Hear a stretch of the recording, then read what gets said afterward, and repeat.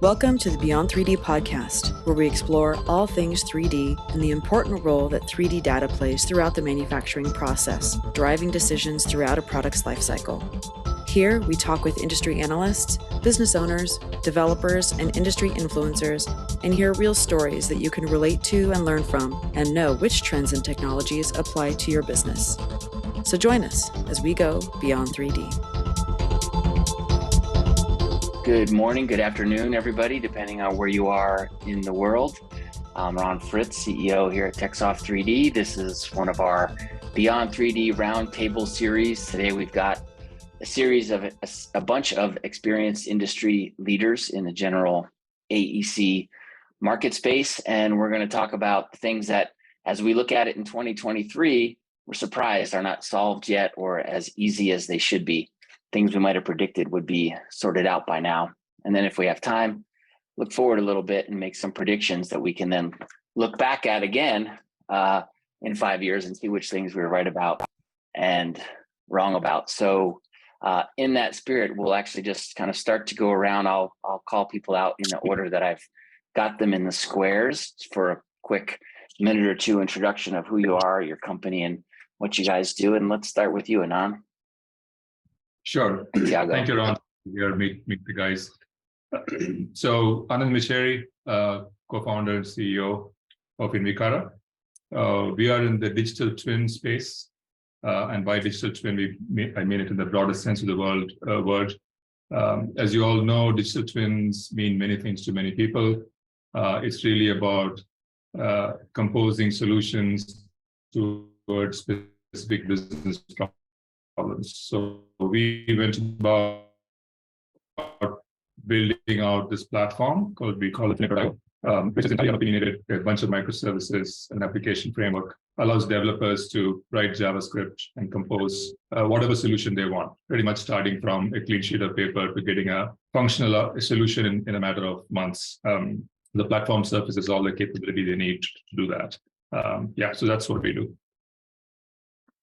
Got it. How about we'll turn to you, Yves? Sure.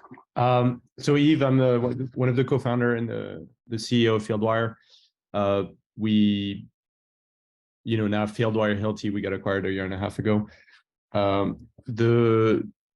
We do field collaboration for construction. We've expanded into more general construction management, but I think our heart and soul has always been close to the field and to the craft workers. And okay, I think that was about it for us. And so now we're part of this giant company of Hilti. How about you, Jesse?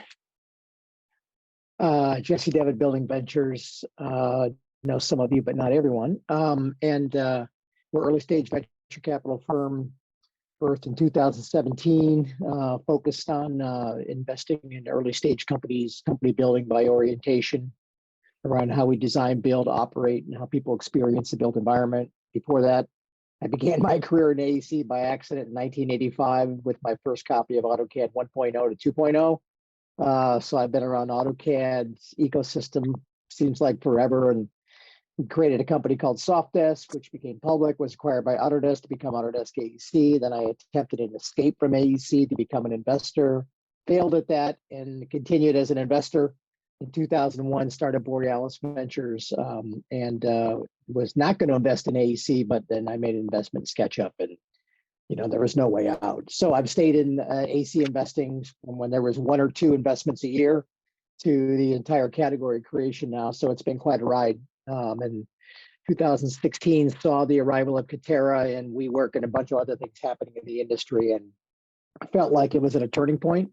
And we created Building Ventures to help in that opportunity. So that's the history. Gotcha. As I mentioned in my email, Jesse and Building Ventures have their fingerprints all over the current AEC startup realm. How about you, Tiago? Hi, my name is Tiago da Costa. I'm the co-founder and CEO of Toric.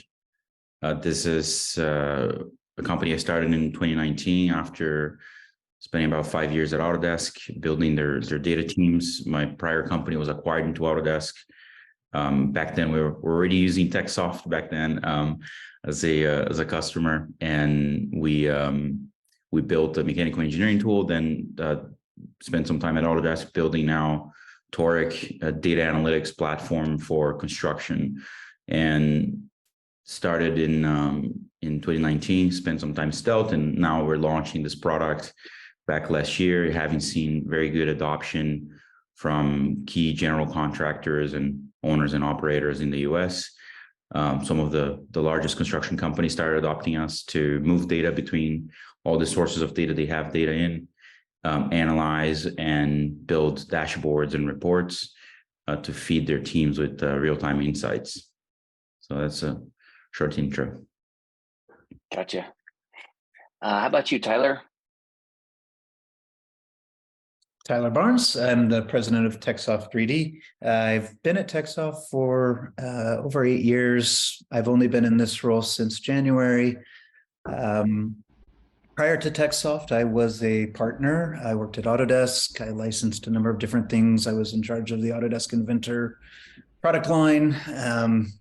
So got to know Ron and the tools, and one thing led to another. And I'm here after a decade at Autodesk and some work experience at non-CAD related ventures before that. Look at all these people with their best career years post Autodesk. Remarkable. And Viraj, sorry, it seems like you may have had some connection problems, but good to have you back. Can you introduce yourself and your company briefly? I am Viraj Vudipel, and I run a company called Texture. We are primarily into engineering consulting using some of the latest tech in the AEC industry, BIM being one of the central pillars of what we do. I've been running this organization since the past decade now, and along with that, recently we've also started delving a lot on the product side. So we've got a cloud-based product called Cube, where we are using the Hoops tools, and it's mainly a construction management and a project management application. So yeah, that was a quick. Great. So I think it was a quote from Bill Gates that I read one time that said that people overestimate what they can do in a year and dramatically underestimate what can be done in 10. Bill Gates obviously doesn't have a lot of familiarity with the construction and construction software space because nothing gets done in a year at all.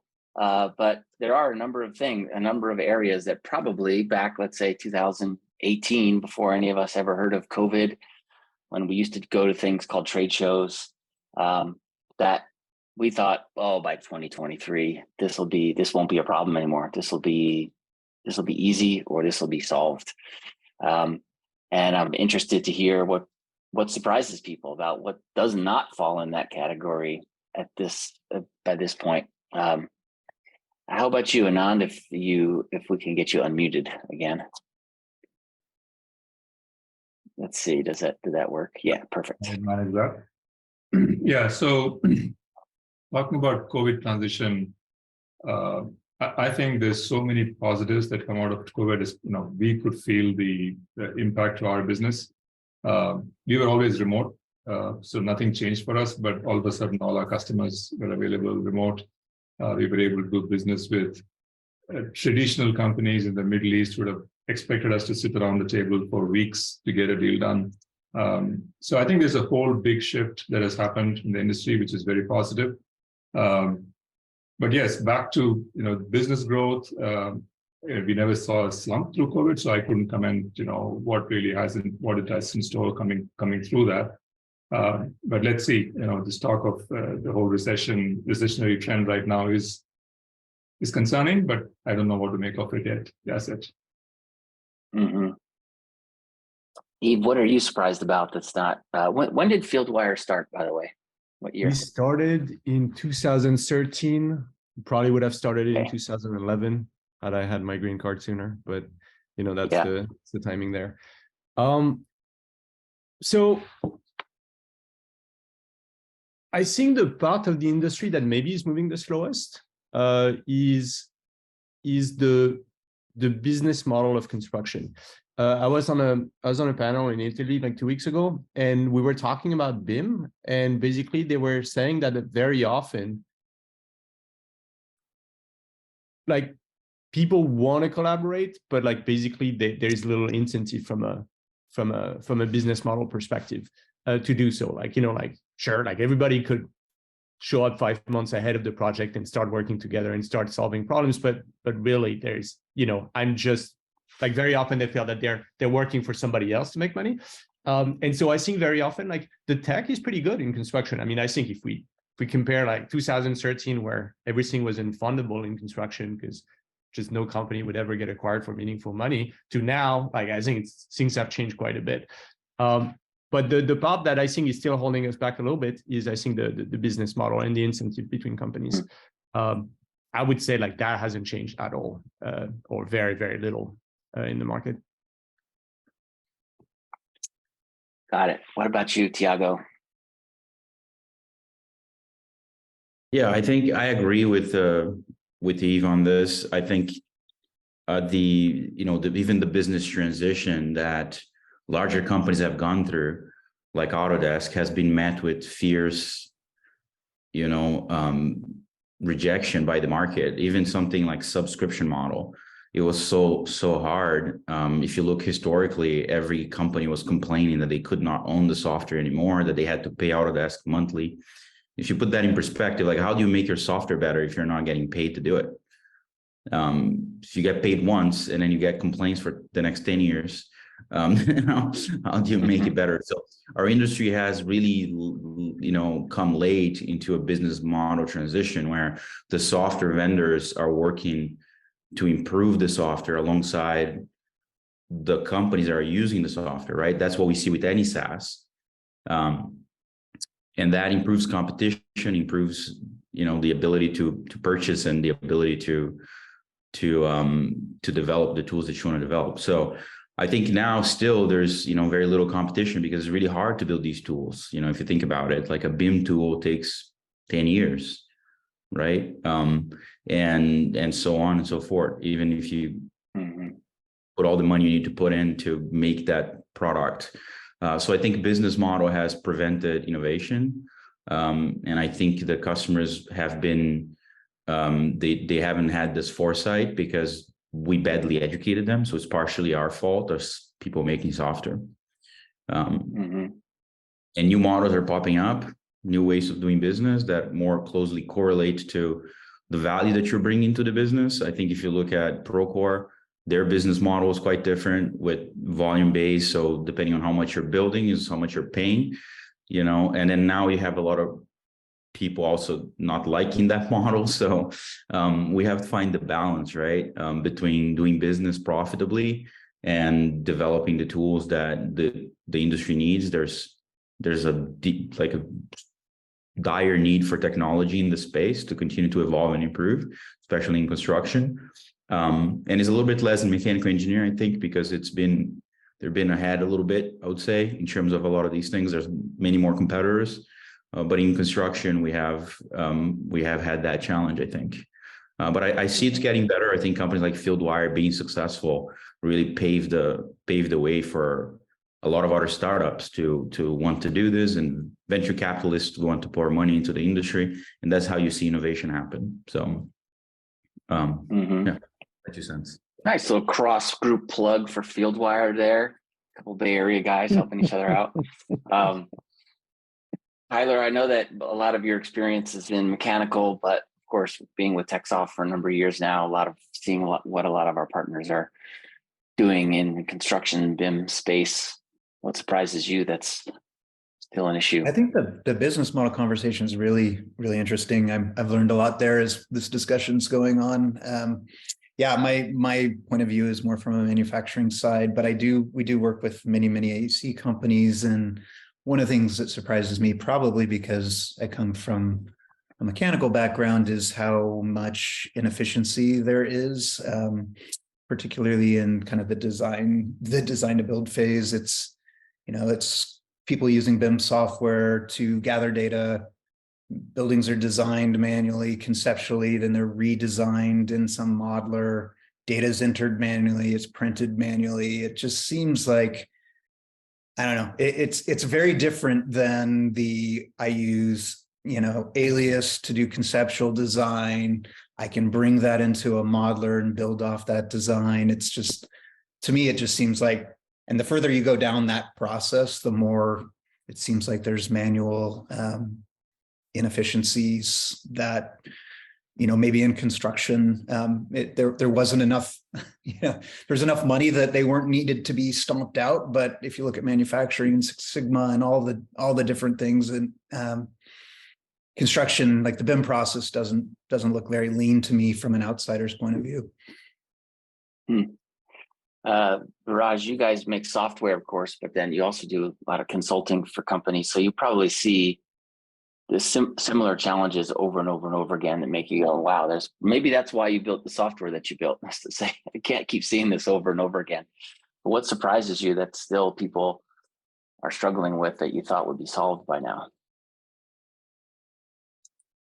Yeah, absolutely. I agree with what Tyler was just mentioning, and we've seen that over and over again happening in this industry, especially when we talk about some kind of connected workflows, right from, let's say, the conceptual design to detailed design and then execution on site.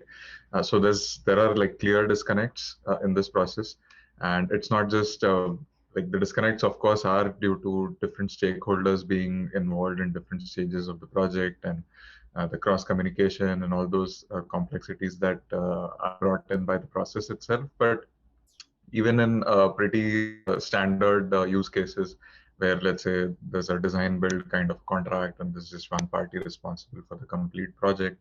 So even in those cases, we've seen that these workflows typically don't stand. And the example of manufacturing was given, similar tools do exist in the AEC industry, and we've seen people adopt some conceptual modeling tools and then try to bring that conceptual massing into a model authoring and a detailing tool, and then build models on top of that, extract drawings from there. So it's not that these things haven't happened in the industry, but when we talk about being able to repeatedly do these kinds of things consistently in projects, that's where we've seen things fail a lot. And even certain organizations where we've helped them set up these kinds of workflows, they've used it for a while, but then gone back to the old ways of doing things again. So some of those things definitely do surprise me a lot, that things aren't really happening as how they should be. Mm-hmm. Gotcha. All right. And Jesse, not only do you guys invest in a lot of companies, but you probably hear a lot of pitches of things people are seeing. Okay, this is a problem that needs solving and we're going to solve it. What surprises you? Well, we grizzled also old AEC veteran you. well, we also have 20 investors who are from the industry, right? And some of them are publicly well known. So I personally spend a lot of time on startups. It's my day job, but a lot of time. I was on Thursday, March 9th in the afternoon, I was on a conference call talking about the backlog pipeline and how good it was with one of the largest builders in America, as my phone was blowing up on SVB, kind of like you remember where you were at that moment. And I don't know whether it's changed or not in the last 10 days. Time will tell. Maybe a little bit more concerned about backlog than we were in that conversation with that builder. But I just made a couple observations about some of the comments. One is that I've grown up, this is a project-based business, not a product-based business, AEC. That's historically what has held it back from scaling, implementing technology, being consistent. It fortunately is becoming more of a product business, by the way. The industrialization of construction, so forth, is enabling that.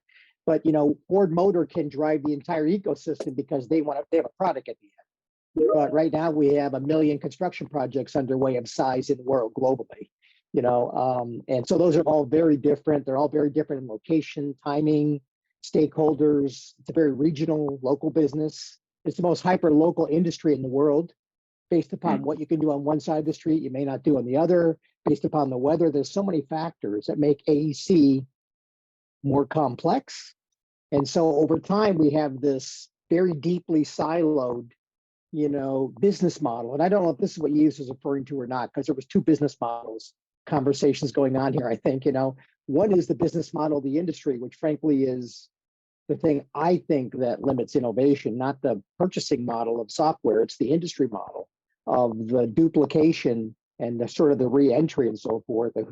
From architects and engineers into builders, into the owner operators. This is why we mysteriously fail on things like handover, which seems so logical, or the integration of design and construction. But there is all good news on all these fronts. It's just all evolving, is my take. Like, there is a rise in design build. It's unquestionably there's a rise in design build. And actually, technology is enabling the business model to evolve, I believe. Like, I was at this Yale class, I gave them this presentation where essentially you show the silos of how we design and build our world, but also the rising tide of technology enables that flow of data and sharing across there. And that is threatening, by the way, the business model. So I'd make just two more comments. One is that this is why sometimes I joke, but I mean it, that Masa of SoftBank, who funded both WeWork and Katera, is like the co-founder of our firm. Because when he funded those companies in 2016, 17, and 18, the largest construction families in the country who I spending time with, who are our founding investors, this is the Gilbanes, the Mortensons, the DPR crew, the Duns, all these people, they were all threatened by this, particularly by Katera. Because wait a minute, if somebody could deliver a college dorm, like a product, well, how does that work for us? And in WeWork in real estate, which is still having an impact, even though WeWork went through this entire flame out process, it also really changed the nature of commercial real estate forever in terms of pressure on leasing and amenities and lower time periods, which affects TI investment. So those firms and what he did there, he kind of lit the fuse on the change of the industry because these multi-billion-dollar, multi-generational families, they told me that. Like, I was listening and they're like, yeah, could this really happen? So there was a lot of reasons that maybe Katera failed and other things maybe that are outside of the industry. But I think that industry business model will be the thing in 5 or 10 years that does change. The technology enables that, kind of limits it, drives it, learns from it. And the other thing I would just say on the software side of thing is, I gave this presentation post SketchUp at the CoFace conference, which we all used to attend, which is in the museum in the back, I guess now. That's my museum back there. But, it's parked back there. And I remember giving this presentation on the arrival of SaaS, and people were like, afterwards, they were like, this is like crazy. That's never going to happen. I wasn't visionary about it. I was just thinking if people would pay, subscription, because I knew this guy, Mark Benioff, who one time I was in a room with, and he was showing me a electrical outlet telling me the software is going to come out of there like the electricity does, Jesse, kind of a thing. So, I had the benefit of running into him and learning, and I was thinking that. So if I had to make a prediction now, I would say we're going to be usage-based pricing models eventually, because the subscription stack is so expensive now, and we're transitioning through that with creative models by industry, like in construction. Tiago, you mentioned, Procore percentage of a build and so forth. But now there's so much competition for that wallet that's priced like that. As investors, we're trying to invest outside of the construction wallet competition, right? Where you can actually maybe be more important, strategic to the business than being lumped in a sort of that wallet, if you will. So I think changes on both those fronts. The business model is the underpinning of like everything. So I think on the industry side and frankly on the software delivery side, that will make a huge difference 5 or 10 years from now. That's interesting. I was expecting a lot of conversation about kind of technical limitations, which are still there, but certainly it seems like market dynamics and business models are very much on people's minds. Throwing it more wide open to whoever wants to speak up. Anybody want to refute something somebody said, or ask for clarification, call bullshit on something, or strongly support a comment someone made and expand upon it? I was particularly intrigued about Jesse's comment about handover, right? This is a problem we've been trying to solve. And this fails to, for anybody to really understand why is it failing, because every party is interested actually to solve that problem. The client wants a good handover.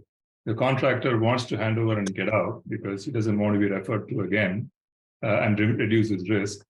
So even though we talk about the whole life cycle of an asset and there is so many silos across all of them, even if you take just one stage of this whole life cycle and take handover as a stage, the number of stakeholders, the project manager, there's contractors and subcontractors, there is a quantity surveyor, there is a client, there's an operator.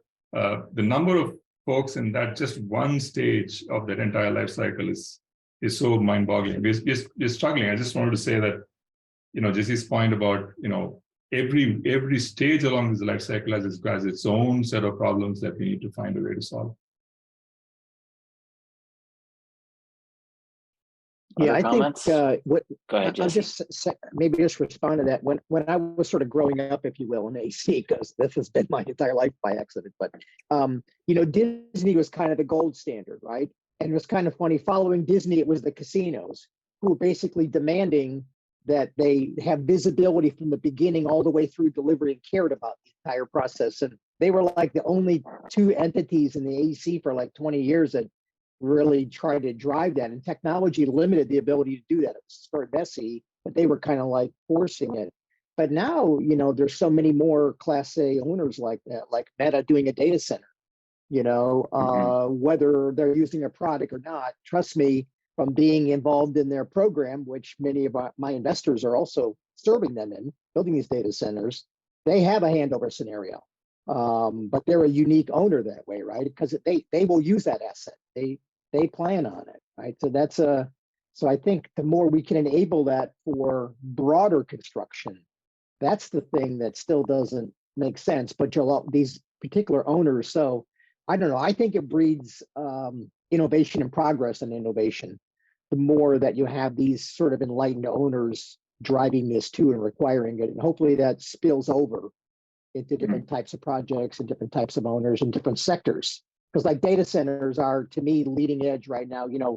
That zone of that industry, the critical building industry, is really the leader when it comes in many ways to innovation, because you have an owner that's super focused on that thing for a lifetime.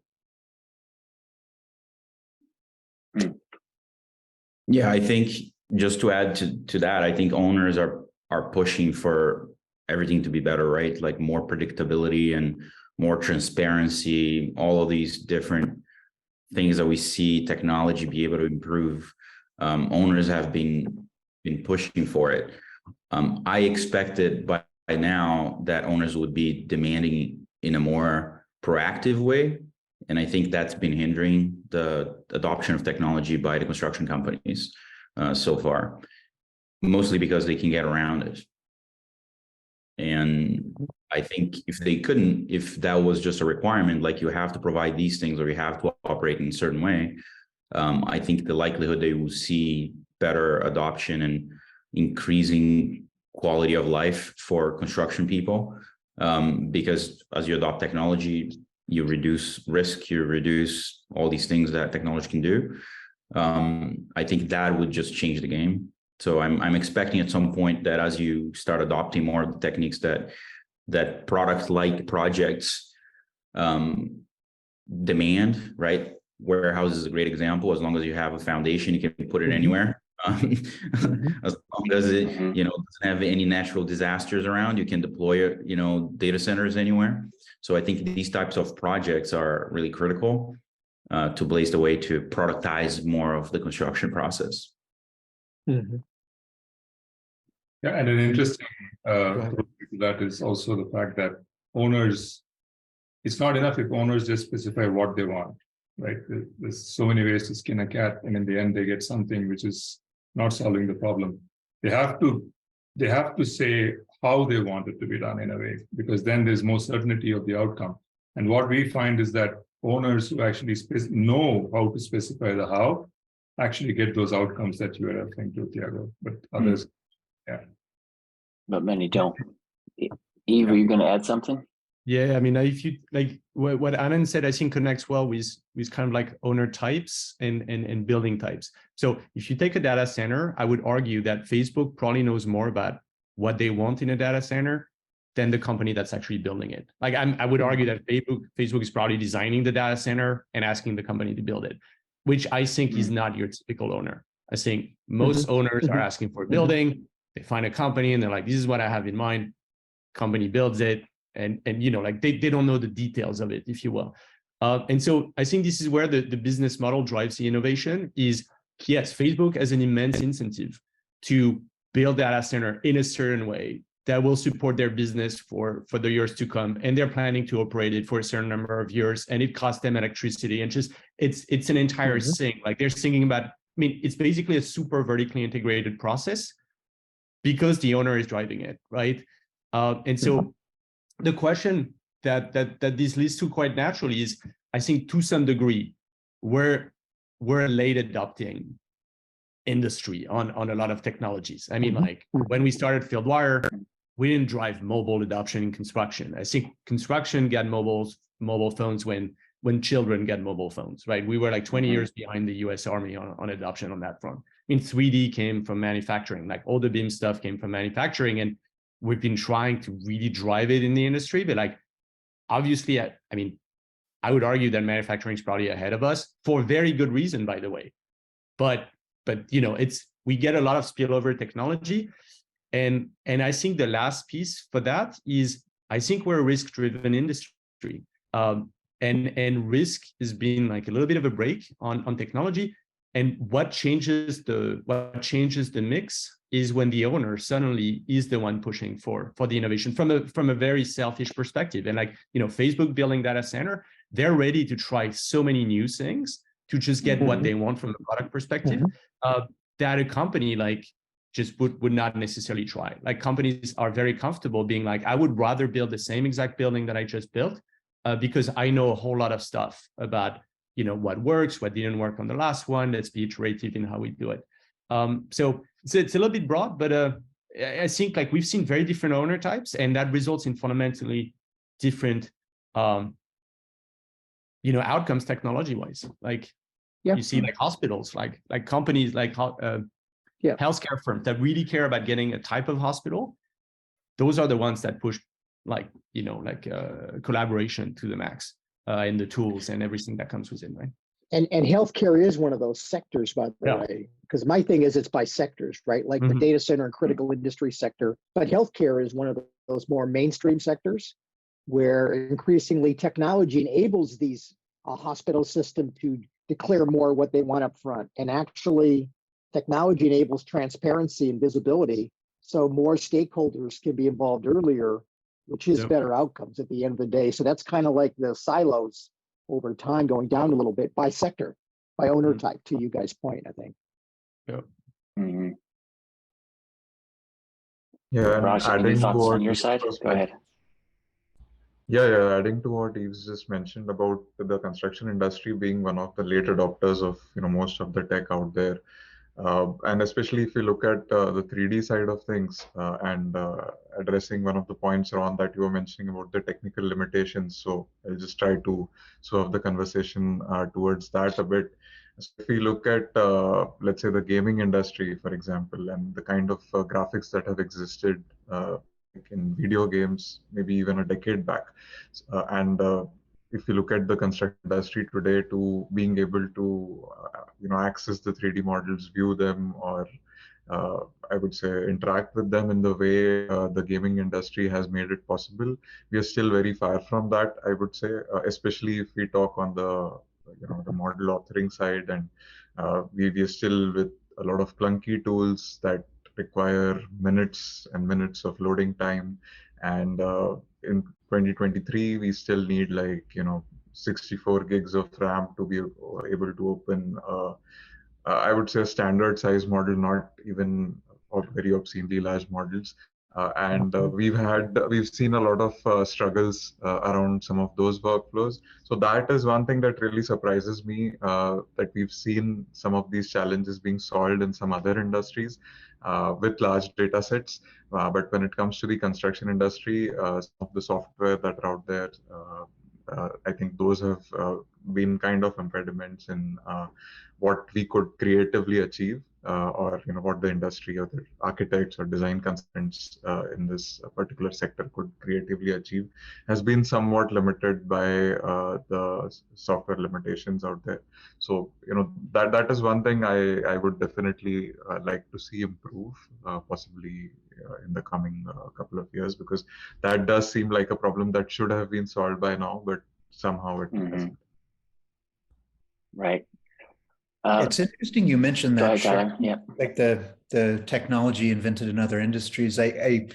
We had a conversation like this with a number of manufacturing execs last time, and we spent a lot of time talking about AI and its impact on generative design and simulation and 3D printing and all these types of things. And here we're not talking about any of that kind of stuff. I think back to my time at Autodesk, and Dynamo was kind of out, and Grasshopper. And in the time since then, it seems like that technology that was kind of invented in AEC has just been propelled in manufacturing. And I don't hear about it very much in AEC anymore. And it's really kind of interesting and confusing to me. I think you'll see more of that in AEC. There's more of it cooking underneath, cooking on the stove and coming out. Mm-hmm. Yeah, especially as you get these larger owner operators or architecture and design build firms, they then can get to the kind of scale where they can actually semi-build their own stuff using tools like in Vicara, where it's a product, yes, but it's a platform for them to do something. That's kind of where I was going, Ron, and I'm interested to ask the question is, did you see, I know we talked a lot about, changes in business models propelling the shift. Do you see any chance that some technology that's out there on the horizon will play like a fundamental role in accelerating that?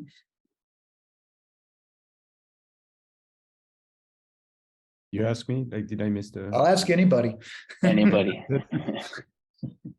Yeah, I think I'll try to my 2 cents on that, especially with the recent events that we've seen unfold with respect to AI and the chat GPTs of the world that are coming up, and they're like new AI products springing up, almost every day. So I do believe that with the speed at which some of these technologies are maturing and moving, they do possibly stand to make a significant impact on the AEC industry as well. For example, if you look at some AI technologies like Mid-Journey, where you can just add some text prompts and you can get very detailed images, which possibly even human beings cannot imagine. So I can see some similar applications happening, let's say on the conceptual design side, where you put in a text prompt and maybe the AI suggests different floor plans. Some of those things already, like, if we talk about generative design and generative AI, I think those things have been talked about in the industry for a while. But if we talk about the kind of experience that some of these AI tools like Mid-Journey are bringing to the table, those possibly have, they'll probably change the game very significantly. Mm-hmm. Right. Yeah, I think to your point, like to continue on the stream of AI, I think construction has been dealing with like a bit of a data problem. I think we start with very clean data when we start with design, like our models are perfect and like, everything works. I mean, ideally they would be perfect, but they start pretty clean. I mean, at least it's binary information. It's there, it's not like it's completely digitalized. And the closer we get to the field, the more we have to reconcile the fact that the environment is not as perfect as it is. Like manufacturing deals with a pretty clean environment. We do not on job sites, right? And so there is a moment where we start using people to just deal with the fact that there is a delta between what we're experiencing on site and the design we had. And like, because we're using people at a fairly granular level, I think it's super massively inefficient. Like, those are the workflows you talk about. It's like, this is what I have on the left, this is what I have on the right, and somebody is making micro decisions to reconcile the two sides. And I think that's where like AI is going to be like probably super useful. I don't know how close it is, but obviously, and I think we all just are 10 years further than we thought we were at the beginning of this year when we see what ChatGPT is doing. Like, for example, for FieldWire, like we have a lot of messages in FieldWire, like people just constantly message back and forth, and it's unstructured conversation. So there is some structure to FieldWire, and that's what we've been able to do, and it's been very deterministic. But the idea of taking conversations and extracting meaning from it and just maybe automating some of that, or maybe having, it's not a person responding to you, it's like an AI that just represents the workflows of the company. I mean, that's probably not that far. And so I think like that's where AI, I think, is going to play. It's going to help us bridge kind of like the fact that our perfect plan and the environment just don't quite match. And we're going to be able to start bridging that more automatically than with people just doing it by hand. Yeah, my 2 cents on AI, clearly, I mean, there's a lot of interesting stuff happening, but all of these AI models, they were figured out for general consumption and for consumers. They were figured out to solve things that we need every day. We need, answers to questions, and we need very specific things that we as a human, we tend to do and tends to take a lot of time. And the amount of data that you have available for that and the decisions you need to make, that math works out, right? So you have a lot of data available, and the questions you're asking every day, they're very general questions that can be answered. I think in the case of manufacturing or construction, what you're going to see is that a general model that answers a fairly large number of questions, but a very general, very large model that generally answers these questions is not suitable for a company that has much less data with much more specific questions. So what I think we're going to see is that, there's like 1,000 construction companies, there's going to be 1,000 AIs, right? And Torque actually has an AI engine in front of it for detecting all the data types, all the different entities that are embedded in the data. And as a data platform, what our customers are asking of us is to train on their data. Like, nobody wants to get suggestions for things that happen at another company, because that's what's meaningful to them, right? So general questions might be answered in a general way, but when you have specific questions and you're working with a supplier and you're always working with that supplier and you always want the answers from that supplier and you want to understand what those answers are and you want to detect if there's any deviation on that and so on, those are going to be the important AIs in construction. I think generating shapes for buildings and flying donuts made of glass in the sky held by a single, steel structure in the middle. I think those are awesome buildings. They're going to be beautiful. They're going to happen. People are going to make them because they're breakthroughs in architecture more than in construction. Well, actually, they're breakthroughs in construction too, because they're impossible to build sometimes, very difficult. So I think that will happen, and I think that will be awesome to see. But in a general way, I think the process improvements is where we're going to see AI come in and really improve things. And on that matching of like the questions I have, to your point, like things you have on the right and things you have on the left, how do you bridge the gap?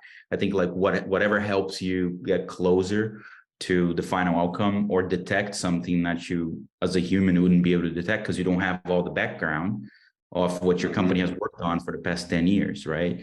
But if your company had an AI helping you, then I think that will help. So I think that's what we'll see in the space, and also in manufacturing, because there's so many specialties in manufacturing that are so difficult to predict. The way that somebody builds something is so unique to that shop, and the equipments and how they lined up the equipments and everything else around it. So you have to have that happen, I think, in the space for it to take off. Mm-hmm. Well, that pivots us perfectly to sort of predictions. Now that Thiago's made his predictions about where AI will and won't, that circular thing in the sky, did you somehow get early drawings of the new Texoff 3D headquarters that we've been working on? A lot of people talk about the Apple headquarters, but we're going to blow some minds. You wait and see. But I know we kind of ran to the end. Headquarters or a virtual headquarters? The virtual headquarters. It's all in my head. Okay. Tyler and I talk about it all the time. Like Ron and I are actually there. We're in Bend, Oregon right now in the office. Yeah, we're in the donut. We're in the donut. It's invisible. Yeah, metaverse headquarters. Yeah, we are. I know I had said 45 minutes, which we've gone beyond because the conversation's interesting. But let's do a kind of round robin wrap up of making a prediction, one person at a time, what we think we'll see 5 years from now. That's impossible, and you'll get another crack at it, Thiago. You didn't burn your wrap up on AI. Viraj, let's start with you this time around. I think again, just continuing on the AI trend to make some predictions. Like Thiago mentioned, I think we will also be seeing some fundamental challenges that are there in this industry being solved by tools like AI. For example, this industry has one of the major challenges of interoperability between, let's say, different file formats and different tools and different software. We've seen some of those, being addressed through very logical or algorithmic approaches, but with things like AI, I believe that those kinds of problems would possibly be solved in a much easier fashion.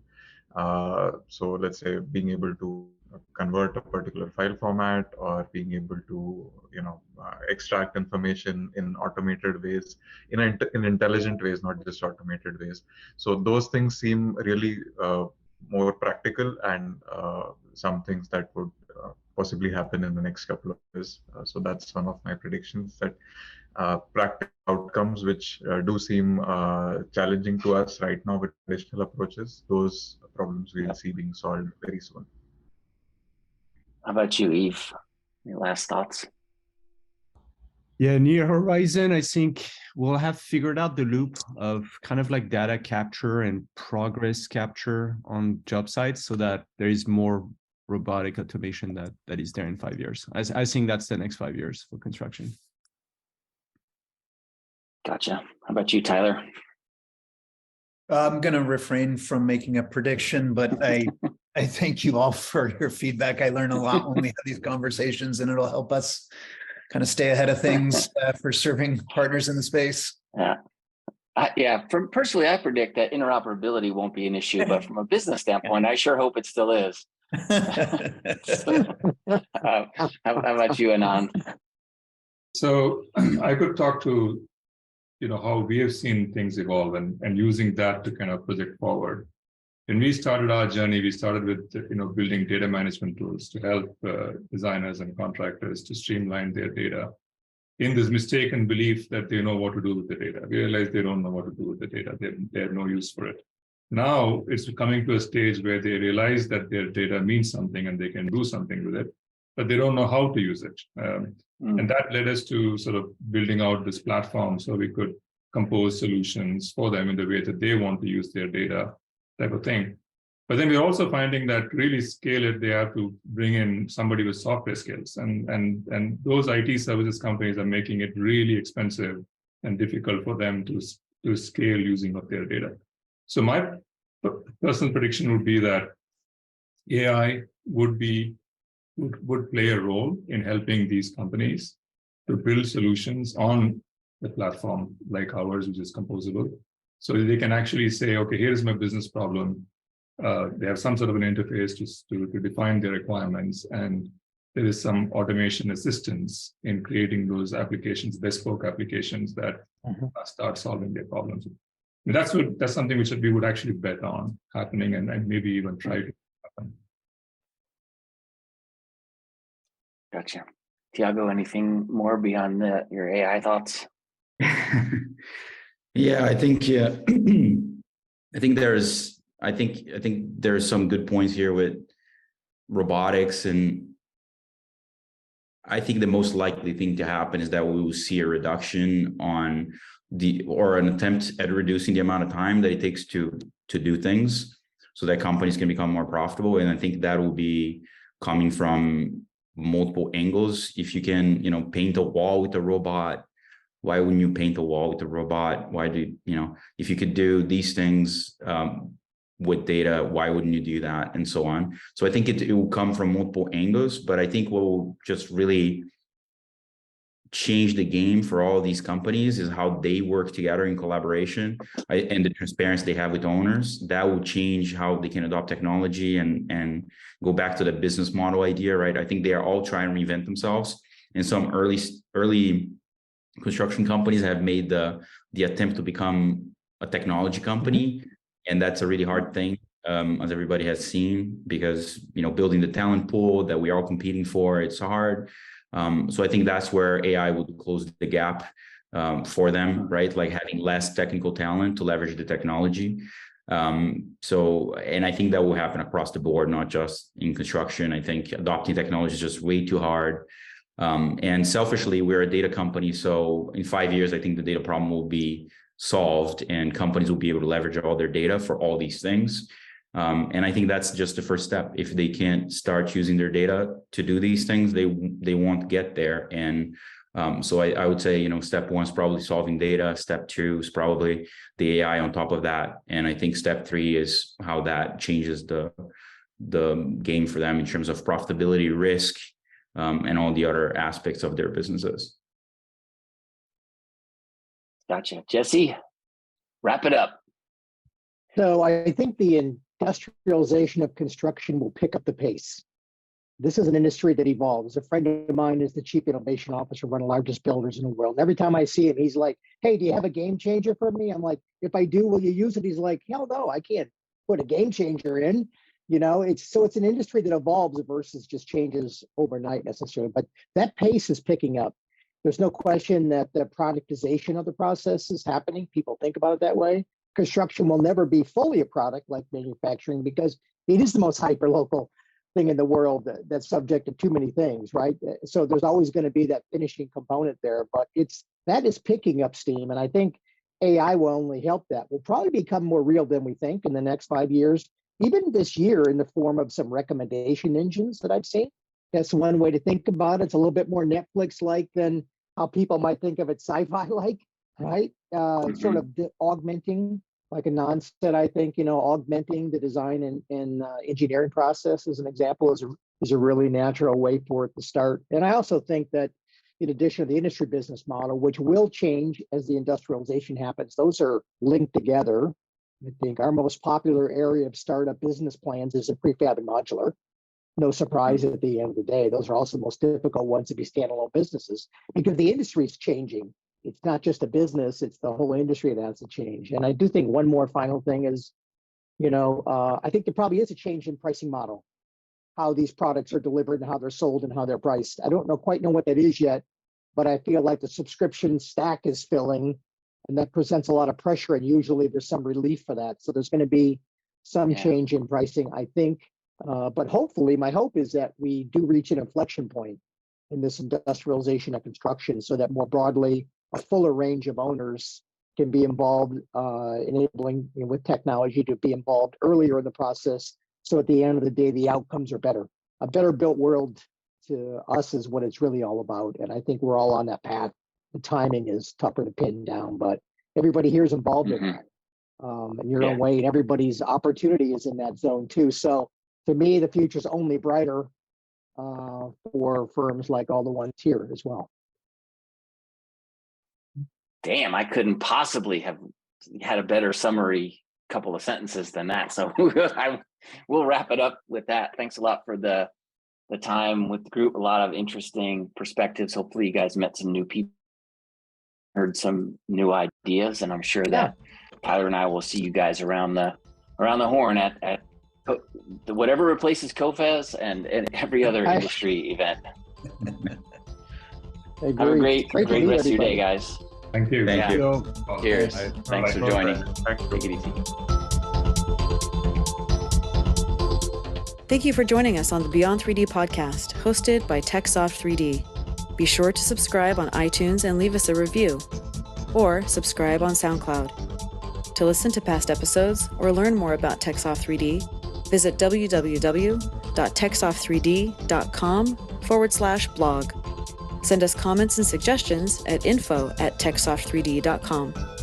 Thanks again for listening, and we hope you'll join us again on the next episode of Beyond 3D.